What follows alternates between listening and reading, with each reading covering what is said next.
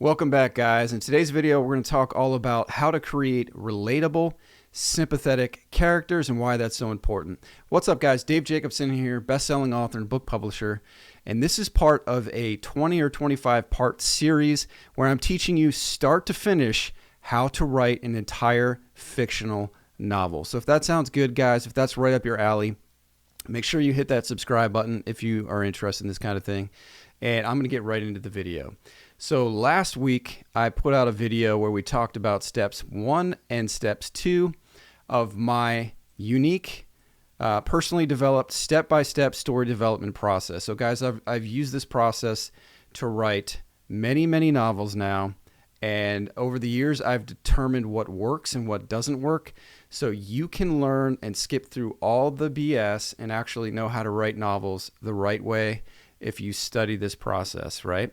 So just to give you a sense for how productive and efficient this process is, my first novel took me 5 years to write. My second novel maybe took me 2 years to write or something like that. I just wrote an 84,000 word novel that I finished last month, which took me 2.5 months to draft. Okay. So for anyone who's ever written a long novel before, that is a very short period of time. And the reason I was able to cut that down so dramatically is because I was using this step-by-step process, which I've developed over the years.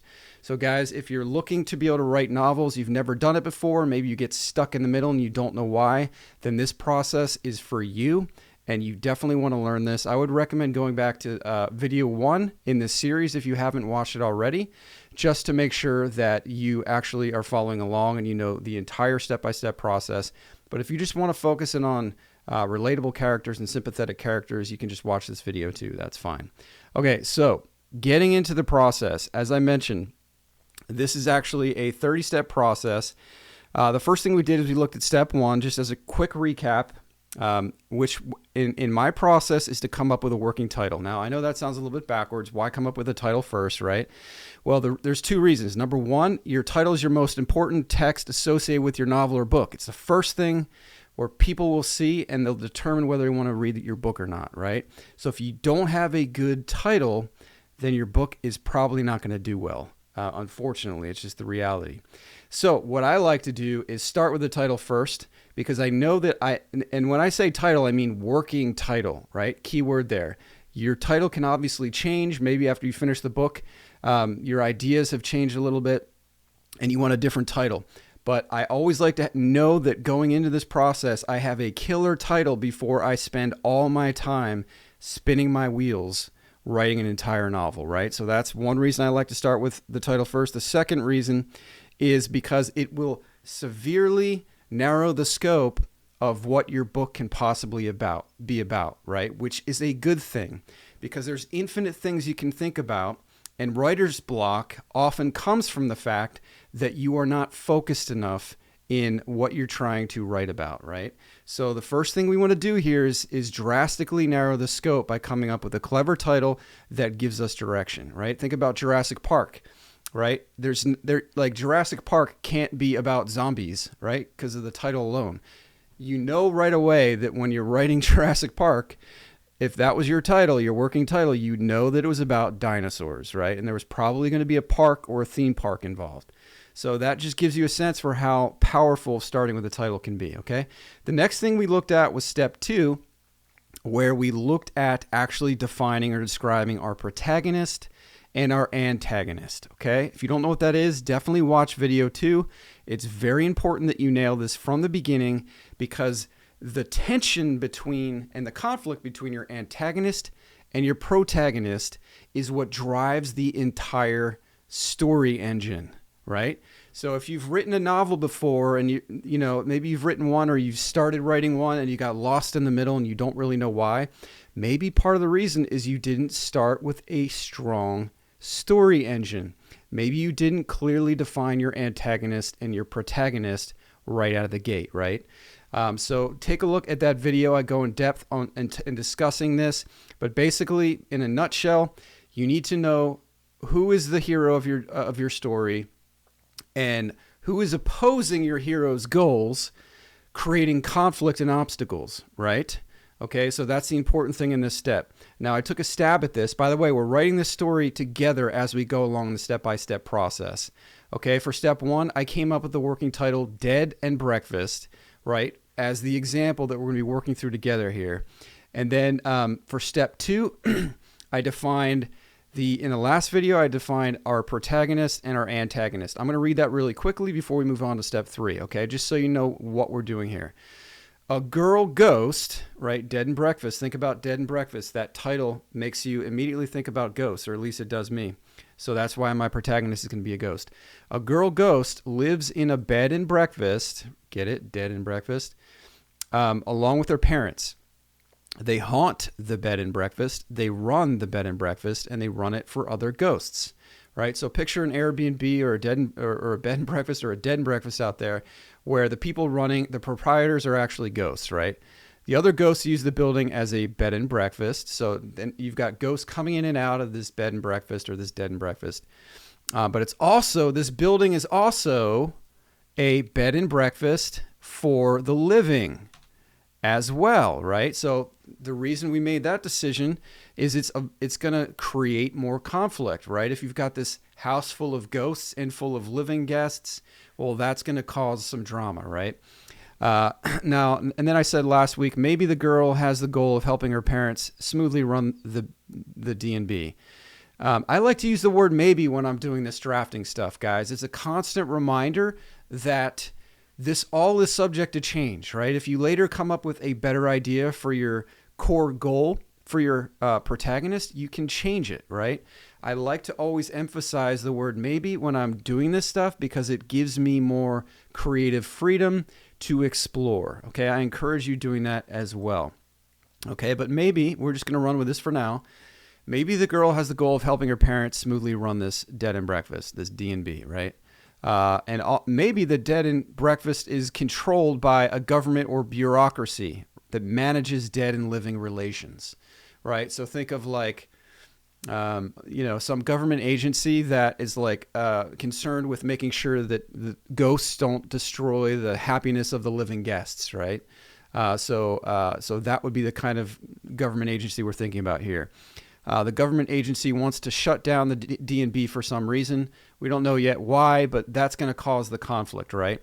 And that happens, and when that happens, the family, when that happens, the family loses their business, right? And they'll all be deported to hell or Hades or whatever, depending on what culture we're going to go with, right? So I talked about in the last week's video why it's important to have high stakes goals and high stakes conflict. And so that's what we have here, right? What I mean by high stakes is if things don't go well, if the protagonist doesn't get what they want, then very, very, very bad things happen, right? Let's say my goal is just to go grab a glass of water from the table, and that's my goal. Well, that's not high stakes, because if I don't get that water, then I'll be fine, right? I can get a different glass of water later. But let's say my goal is to find an oasis in the desert, and it's been 7 days since I've had a drink of water. Well, now getting that glass of water or finding that oasis is a high stakes goal because I could die any minute, right? So that's the difference between high stakes and low stakes goals.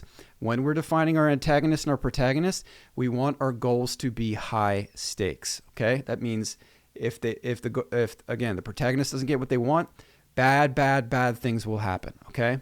That's what high stakes means. So then we said that the ghost can only stay in the living realm if they have a running business. The girl obviously does not want to be deported to hell. Neither do her parents. That would be the worst case scenario. Okay, so there, we've completed step 2 because we defined our protagonist and our antagonist and given them conflicting goals. Notice that if the government agency that wants to shut down the D&B gets what they want, the protagonist necessarily can't get what they want, and vice versa, right? That's what I mean by diametrically opposed conflicting goals. That is the story engine of all good stories. Diametrically opposed conflicting goals with high stakes, okay? So once you've completed step 2, now we're ready to move on to step 3. And then we're also going to cover step 4 in this video. Step 3 is simply for convenience purposes. I like to give the protagonist and the antagonist a working name. This can always be changed later, but just so we have names in our heads when we're actually working on the script or the book or whatever kind of story you're writing, right? In this case, it's going to be a fictional novel. I like to do this during step 3. And you can always go back and do more research to refine your characters later, okay? But let's give our protagonist a name. And then we're going to move on to step 4, okay? We're going to call her Callie, okay? For now. And the antagonist. I thought a little bit about this before the video today. And I wanted to come up with like a clever name for the antagonist, which again is this government agency. And so, what I came up with, it could be better maybe, but the DSA, right? Government agencies are always kind of use acronyms. And what that would mean would be the Department of Spectral Affairs. Okay, so let's imagine there's this world where there's a lot of dead people living with the living. And so there's this government agency called the Department of Spectral Affairs that manages living dead relations, okay? And those are the ones that want to shut down the D&B, or they're thinking about shutting down the D&B. And Callie and her parents do not want that, right? So we've given our protagonist and our antagonist name. We're ready to move on to step 4. Again, just want to emphasize, we can always change these names later. Okay, so now here's the heart of this video. This is what I really want to spend the bulk of time talking about. This is very important that you understand this concept before moving forward with the rest of your novel. You want to think about this, okay, because it's very important. Step 4 is to give your protagonist some qualities or traits that make her likable and or easy to relate to, okay? So in a minute, I'm going to give you some examples of things that are commonly used and that have proven to be successful in this particular step in all kinds of novels. And we're going to look at a working example of Harry Potter together. Before I do that, I just want to talk about why this is important real quick, okay? So the reason people read stories, there's a couple of reasons, fictional stories, is number one, they want to be entertained, right? Or they want to escape from their life. But also they want to have some sort of emotional experience, okay? Emotional experience. And in order for humans to have an emotional experience, you have to be invested emotionally in the story that you're reading about, right? So if you don't care about the characters and the outcome of what happens, if you don't care if Callie reaches her goal, if you don't care if the protagonist gets what they want in the end, then you're not going to be emotionally invested in the story. So we need our readers to care about our protagonist. It's an absolute essential for good storytelling. So the way we do that in this 30-step process that I've developed is we carefully think about some specific qualities that we can give to our protagonist from the beginning that is going to make that protagonist relatable and sympathetic. Relatable and sympathetic. Okay, so now that I've given that kind of background on why this step is important, let's get back into the Word doc here. And let's talk about some qualities that are common in heroes that make them sympathetic. Okay, I've got 9 qualities here. By the way, a shout out to a guy named Eric Edson, who these are the specific qualities that he's done a lot of research on, and he's actually identified these particular qualities of what make heroes relatable and sympathetic. Just wanted to shout out to him. You can obviously come up with other qualities as well. There's tons we can come up with that would make somebody relatable or sympathetic, but these are just some of the heavy hitters that we're going to go through together, okay? So number 1 is courage. If your protagonist is courageous, that makes the reader automatically like them more and relate to them, or at least be sympathetic with them. Number 2 is unfair injury. Okay, unfair injury means something bad happened to your protagonist that was beyond their control or wasn't their fault, right? So think of Arthur in the Legends. Some of the books, he has a gimp leg, right? He's born with a crippled foot, I believe. That's an example of unfair injury, right? We automatically have more sympathy for that character because of that trait, right? So that's number 2. Number 3 is make your protagonist skilled. This is the third way you can make them sympathetic and relatable, right? If they're good at something, like let's say they're an Olympic athlete, or they're very good at soccer or something else, playing hockey, right? That immediately makes your hero more likable. This is based off of deep-seated psychological factors, guys. This is like human psychology working to help improve your story, right? The next thing is a sense of humor. So if you already have a sense of humor as a writer, I highly encourage you to have some of your characters be funny, right? So have them be funny, because that makes them relatable.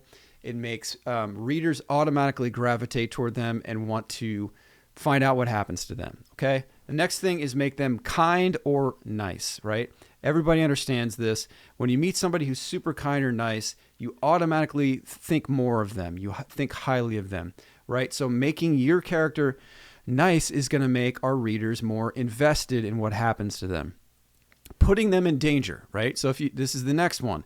If you have a protagonist that is in danger, right, then we're automatically programmed mentally to want to see that human being get out of danger. Why? Well, because we are social creatures, and whenever some other human is in danger, we are programmed, we are wired to want to help them, want to see them get through it, right? It's just part of our DNA. The next trait that you can give to your character to make them more relatable is give them an obsession, okay? Make them obsessed with what they do, whether it's maybe they're a workaholic at their job. Maybe they're like studying super hard for the SATs if they're in high school. Make them obsessed with something, okay? The next is to be loved by others. So this is kind of like sympathy by proxy, is the way I think of it. So if you, have you ever noticed that, like, if you see somebody that, and like all these people are around them and they're obviously popular and women are fawning over them or whatever, you're like, oh, that person must have something going on, right? That person is interesting automatically. Well, that's kind of the psychological factor working on this one, right? If you see your character is loved by others, then we think like, well, they must be lovable. So I want to find out what's going to happen to them and make sure they reach their goal. Again, this is basic human psychology. I don't always know the answers as to why this stuff works, but it does work. Okay. And the last one we're going to talk about, the last example, is hardworking.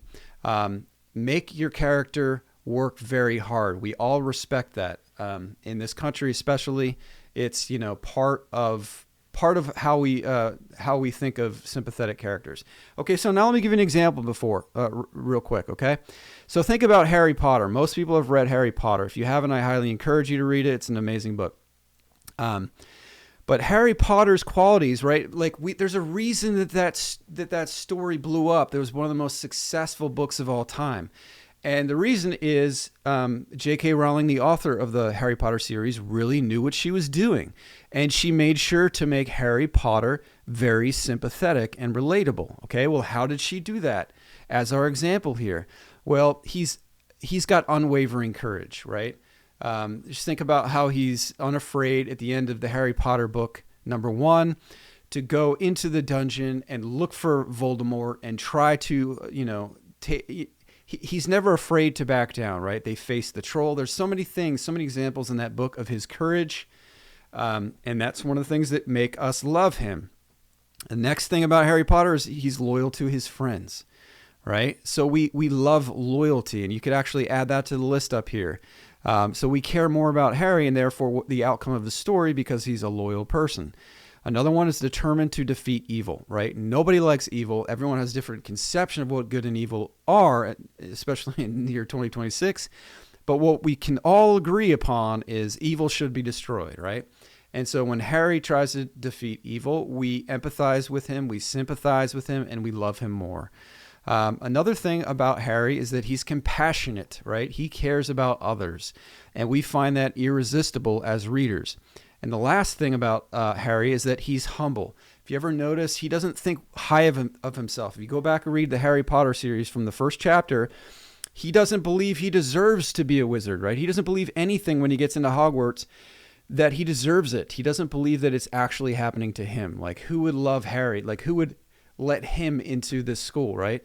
And that humble attitude is something that we find irresistible as readers. Okay, so now the final step is we're going to complete this together for our example work, which is, again, Dead and Breakfast. And we're talking about our protagonist, who we've named Callie. And we're going to say, we're going to make Callie courageous. We're going to make her loyal. We're going to make her humble. And we're going to make her dedicated to helping her parents. Okay? That's enough for now. You don't have to have her have all of these traits. But that's enough for now. Just choose a few of them, okay? Also, she's going to have, she's going to be in danger, right? At some point in our plot, she will be in danger, okay? So, guys, if you're getting value out of this video, I highly encourage you to hit that subscribe button, hit the alert bell, so that you can be notified the next time this video comes out, the next part of this video comes out, and I will see you next time.